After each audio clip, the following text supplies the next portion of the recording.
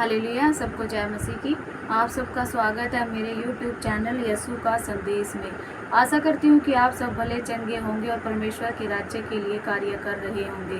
प्रार्थना करते हैं यीशु से कि उसने आज हमें अच्छा मौका दिया इन वचनों को पढ़ने का और आपको सुनने का, क्योंकि वचन ही परमेश्वर है। वचन आपके जीवनों में कार्य करे, 1000 गुना 2000 गुना फलों को लेकर आए और आपके जीवन से हर एक दुख और संकट को दूर करे। धन्यवाद करते हैं परमेश्वर का कि उसने हमें हमारी गलतियों के लिए क्षमा किया, दिन भर हमें संभाले रखा और हमें बुराइयों और बुरी चीज़ों से बचा के रखा। हालेलुया। सारी आदर और महिमा हम अपने यीशु मसीह परमेश्वर को देते हैं। हाँ, चलिए हम आज अपने वचन की ओर चलते हैं, जो नया नियम मत्ती से 18वां अध्याय है। आशा करती हूँ कि आप उसे ध्यान से सुनेंगे। आमीन। स्वर्ग के राज्य में बड़ा कौन? उस घड़ी चेले यीशु के पास आकर पूछने लगे, स्वर्ग के राज्य में बड़ा कौन है? इस पर उसने एक बालक को पास बुलाकर उनके बीच में खड़ा किया और कहा, मैं तुमसे सच कहता हूँ कि जब तक तुम न फिरो और बालकों के समान न बनो, तुम स्वर्ग के राज्य में प्रवेश करने नहीं पाओगे। जो कोई अपने आप को इस बालक के समान छोटा करेगा, वह स्वर्ग के राज्य में बड़ा होगा। और जो कोई मेरे नाम से एक ऐसे बालक को ग्रहण करता है, वह मुझे ग्रहण करता है। पाप करने की परीक्षाएं। पर जो कोई इन छोटों में से जो कोई मुझ पर विश्वास करते हैं, एक को ठोकर खिलाए, उसके लिए भला होता है कि बड़ी चक्की का पाट उसके गले में लटकाया जाता और वह गहरे समुद्र में डुबाया जाता। ठोकरों के कारण संसार पर हाय, ठोकरों का लगना अवश्य है, पर हाय उस मनुष्य पर जिसके द्वारा ठोकर लगती है।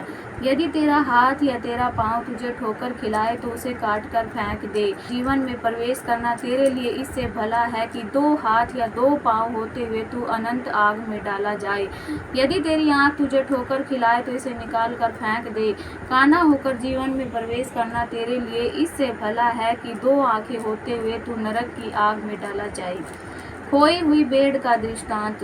देखो, तुम इन छोटों में से किसी को तुच्छ न जानना, क्योंकि मैं तुमसे कहता हूँ कि स्वर्ग में उनके दूत मेरे स्वर्गीय पिता का मुंह सदा देखते हैं, क्योंकि मनुष्य का पुत्र खोए हुओं को बचाने आया है। तुम क्या सोचते हो, यदि किसी मनुष्य की 100 भेड़ें हैं और उनमें से एक भटक जाए, तो क्या वह 99 को छोड़कर और पहाड़ों पर जाकर उस भटकी हुई को न ढूंढेगा?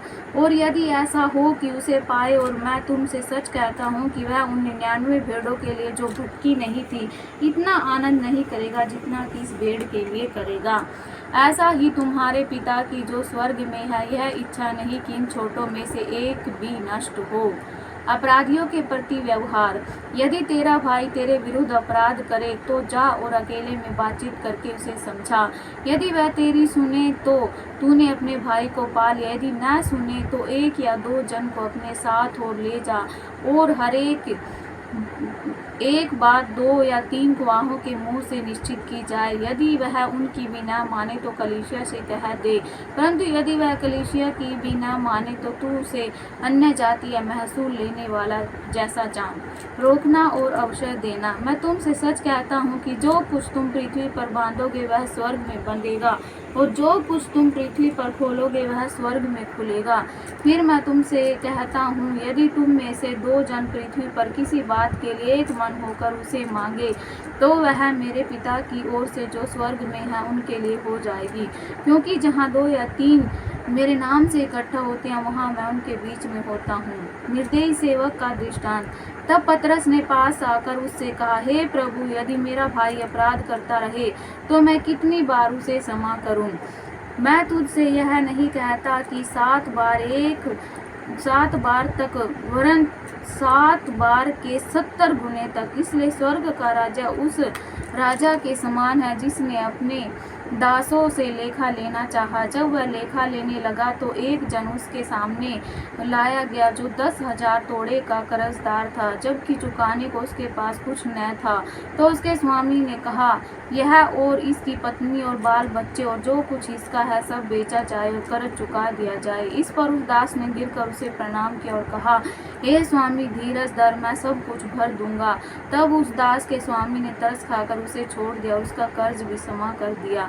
परंतु जब वह दास बाहर निकला तो उसके संगी दासों में से एक उसको मिला जो उसके 100 दिनार का कर्जदार था। उसने उसे पकड़कर उसका गला घोंटा और कहा, जो कुछ तुझ पर कर्ज है भर दे। इस पर उसका संगी दास गिरकर उससे विनती करने लगा, धीरज धर, मैं सब भर दूंगा। उसने न माना, परंतु जाकर उसे बंदी गृह में डाल दिया कि जब तक कर्ज भर न दे तब तक वहीं रहे। उसके संगी दास जो हुआ था देखकर बहुत उदास हुए, जाकर अपने स्वामी को पूरा हाल बता दिया। तब उसके स्वामी ने उसको बुलाकर उससे कहा, ए दुष्ट दास, तूने जो मुझसे विनती की तो मैंने तेरा वह पूरा कर्ज क्षमा कर दिया। इसलिए जैसे मैंने तुझ पर दया की वैसे ही क्या तुझे भी अपने संगी दास पर दया करना नहीं चाहिए था।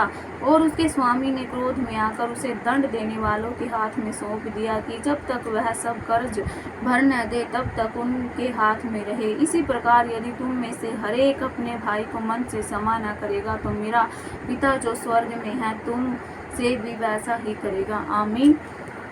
आशा करती हूँ कि आपने इन वचनों को ध्यान से सुना होगा। ये वचन आपके जीवनों में कार्य करे और आपके जीवन में सुख शांति और बरकत को लाए। अगर आपको ये वचन अच्छे लगे हो तो लाइक करें, शेयर करें और चैनल को सब्सक्राइब करें। सबको जय मसीह।